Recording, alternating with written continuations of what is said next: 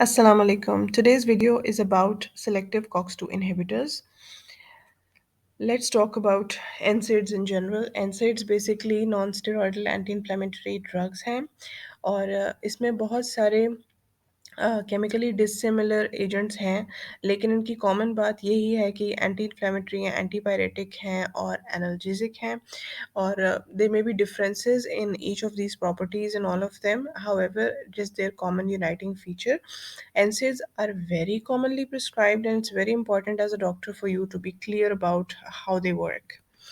So background concept आपको पता ही है. I am just revising here. अगर आपको डिटेल में एनसेट्स को स्टडी करना है तो मैंने एक ओवरव्यू वीडियो सेपरेट बनाई हुई है, आप उसको देख सकते हैं. सो जनरली यही कॉन्सेप्ट है कि आपको पता है कि प्रोस्टाग्लैंडिन्स जो होते हैं वो इन्फ्लेमेशन को मीडिएट करते हैं, ठीक है, और उसी से सारे सिम्टम्स आ रहे होते हैं आपके पेन के, फीवर के और इन्फ्लेमेटरी सिम्टम्स. तो जो प्रोस्टाग्लैंडिन्स हैं वो कॉक्स पाथवे की वजह से बनते हैं. कॉक्स पाथवे में कॉक्स 1 और कॉक्स 2 दो एंजाइम्स होते हैं और इनके रिजल्ट से डिफरेंट प्रोस्टाग्लैंडिन्स बनते हैं. कॉक्स 1 जो होता है वो नॉर्मल होम्योस्टेसिस का उसका रोल होता है, वो नॉर्मली भी एक्टिव होता है और जैसे कि उसके इंपॉर्टेंट रोल्स में से आ जाता है आपकी किडनी की ब्लड फ्लो को मेंटेन करना, आपकी स्टमक की लाइनिंग को प्रोटेक्ट करना, एक एंटीकोएगुलेंट स्टेट मेंटेन करना. वेरस जो कॉक्स 2 होता है वो सिर्फ जब इंजरी, स्ट्रेस या ट्रॉमा होता है उस वक़्त एक्टिवेट होता है. और इन एन आइडियल वर्ल्ड हम चाहें इन्हिबिशन तो यही हम चाह रहे होते हैं कि कॉक्स 2 इन्हिबिट हो जाए, क्योंकि सारे इश्यूज़ इससे बने हुए प्रोस्टाग्लैंडिन से मीडिएट हो रहे हैं ना. और कॉक्स 1 जो है वो बेचारा वैसे ही इनहिबिट हो जाता है, क्योंकि ज़्यादातर जो इस तरह के एनसेड्स होते हैं वो दोनों को इनहिबिट करते हैं. So it's like a double edge sword. You want the effects of COX 2 inhibition, लेकिन कॉक्स 1 भी इन्वॉल्व हो जाता है. सो ब्रॉडली स्पीकिंग एनसेड्स के ऊपर हम डिफरेंट तरीक़ों से बात कर सकते हैं. हम उसकी कॉक्स सेलेक्टिविटी के ऊपर बात कर सकते हैं, मीनिंग टू से कि वो कॉक्स 1 कॉक्स 2 दोनों को इनहिबिट करते हैं या कॉक्स 2 को ही सिर्फ करते हैं. और इसमें हम केमिकल स्ट्रक्चर के टर्म्स में भी बात कर सकते हैं. सो मैंने जो मोस्टली वीडियोस बनाई हैं वो इसी टर्म्स में है कि केमिकल स्ट्रक्चर वाइज मैं इनको बारी बारी डिस्कस करूं, because it's easier to talk about them that way. So in this video we were talking about coxibs in particular, ठीक है. तो वन लाइनर यही है कि एनसिड्स आपके कॉक्स एंजाइम को इनहिबिट करते हैं. एनसिड्स डिफरेंट तरह के हो सकते हैं, selective, non selective, reversible, irreversible inhibition कराने वाले एंड सो ऑन. जो कॉक्सिब्स होते हैं वो कॉक्स 2 को सिलेक्टिवली इनहिबिट करते हैं, ठीक है. सो जो कॉक्सिब्स हैं ना वो बेसिकली डिज़ाइन किए गए हैं, वो इस बेसिस पे सिलेक्टिव बनाए गए हैं कि कॉक्स 1 और कॉक्स 2 एंजाइम्स जो हैं उनके स्ट्रक्चर में एक फ़र्क ये है कि कॉक्स 2 के स्ट्रक्चर में एक गैप है जो थोड़ा-सा बड़ा है और इस ड्रग को इस तरह से बनाया गया है कि वो इस वाइड गैप में फिट हो जाए और कॉक्स 1 में वो ना फिट होए. बिकॉज ऑफ दिस इंजीनियरिंग तकरीबन 100 फोल्ड सिलेक्टिविटी हो गई है फॉर कॉक्स 2. अब आइडियली स्पीकिंग तो अब हमें परफेक्ट एनसाइड मिल गया है, लेकिन हाउएवर जब प्रैक्टिकली इसको हमने ऑब्जर्व किया तो वी नोटिस के गैस्ट्रिक साइड इफ़ेक्ट्स अभी भी हैं, इंक्रीज ब्लड क्लॉटिंग भी है और बट हाँ कुछ साइड इफ़ेक्ट्स कम भी हुए हैं, जैसे पेप्टिक अल्सरेशन वगैरह वो रिड्यूस हो गई है. One important point to notice, ये इसके स्ट्रक्चर में सल्फ़र है, इट्स अ सल्फ़र ड्रग. तो anyone who is allergic to sulphonamides and sulphur तो वो कॉक्सिब्स को अवॉइड करें. जनरली स्पीकिंग प्रेगनेंसी, लैक्टेशन और बच्चों में भी कॉक्सिब नहीं देते. सो कॉक्सिब ड्रग्स जो होते हैं इन सबके नाम के एंड में कॉक्सिब आता है, इसलिए इनको देख के ही आपके ज़हन में फ़ौरन कॉक्सिब आने चाहिए. They are very easy to memorize. Celecoxib, rofecoxib, valdecoxib, parecoxib, etoricoxib और लुमीरा कॉक्सिब. इसमें से ज़्यादातर तो मार्केट में अब अवेलेबल नहीं है to be honest, because of the side effect profile. लेकिन अगर मैं इसमें से आपको एक दो बताना चाहूँ जो सबसे इंपॉर्टेंट है to memorize, that is celecoxib and probably etoricoxib. ठीक है, you should be very very clear about them. One by one इनको हम डिस्कस भी करते हैं थोड़ा थोड़ा. तो केमिकल स्ट्रक्चर इतना पूछते तो नहीं है, लेकिन for the sake of completion of this video I am mentioning. So एक कैटेगरी है डायराइल हेट्रोसाइक्लिक सल्फोनामाइड्स की, उसमें आपके सेलिकॉक्सिब और वेल्डिकॉक्सिब आ जाते हैं. फिर डायराइल हेट्रोसाइक्लिक सल्फोन्स जो हैं उसमें आपका रोफीकॉक्सिब और एटोरिकॉक्सिब आ जाता है. ये इनके स्ट्रक्चर्स हैं. पेरिकॉक्सिब जो होता है वो एन एसाइल सल्फोनामाइड है. ये वेल्डिकॉक्सिब और प्रोपियोनिक एसिड की कंडेंसेशन से बनता है. ये वाटर सॉल्युबल है, इंजेक्टेबल प्रो ड्रग है ऑफ वेल्डिकॉक्सिब और ये यूरोपियन यूनियन में यूज़ होता है पेरी ऑपरेटिव पेन कंट्रोल के लिए. लुमीरा कॉक्सिब थोड़ा सा डिफरेंट है, इसका स्ट्रक्चर डिफरेंट है, वो ज़्यादा डिक्लोफेनाक को रिजेंबल करता है which is from a different family of NSAIDs. और इसमें यह है कि ये सबसे ज़्यादा कॉक्स टू सेलेक्टिव है सारे एनसेड्स में से, और ये कॉक्स टू पे थोड़ा सा डिफरेंट साइड पे बाइंड करता है।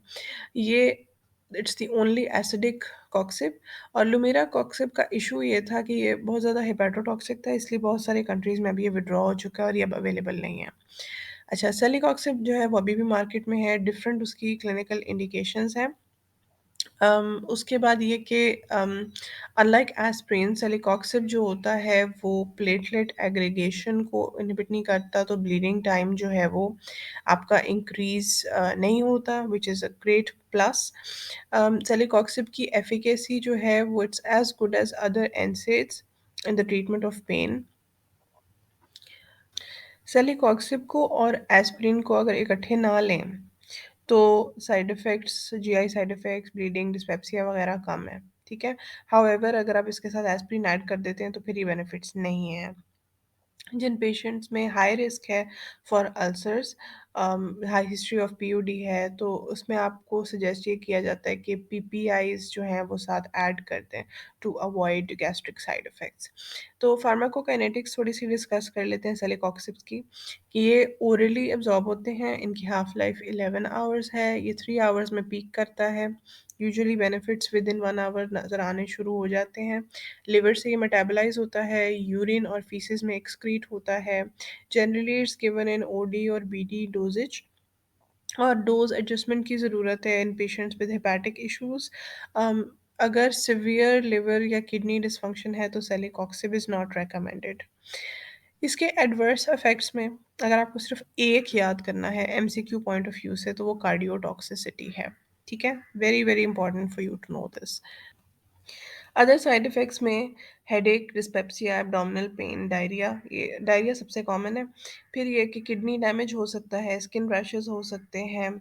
वेल्डिकॉक्सिब, रोफिकॉक्सिब के कार्डियोवास्कुलर साइड इफ़ेक्ट्स बहुत सीरियस थे, इसलिए इसी वजह से ये विड्रॉ हो चुके हैं। सेलिकॉक्सिब के साथ ब्लैक बॉक्स वार्निंग आती है। It is having potential for cardiotoxicity no doubt, लेकिन ये फिर भी मार्केट में है। अम, इसमें यह है कि ख़ास तौर पे जो वार्निंग होती है ना, वो ये है कि सीरियस कार्डियोवास्कुलर थ्रोम्बोटिक इवेंट्स हो सकते हैं, पेरी ऑपरेटिव पेन जो कि कैबेज की सेटिंग में होती है तब ये नहीं देना चाहिए, और increase risk of serious GI adverse effects.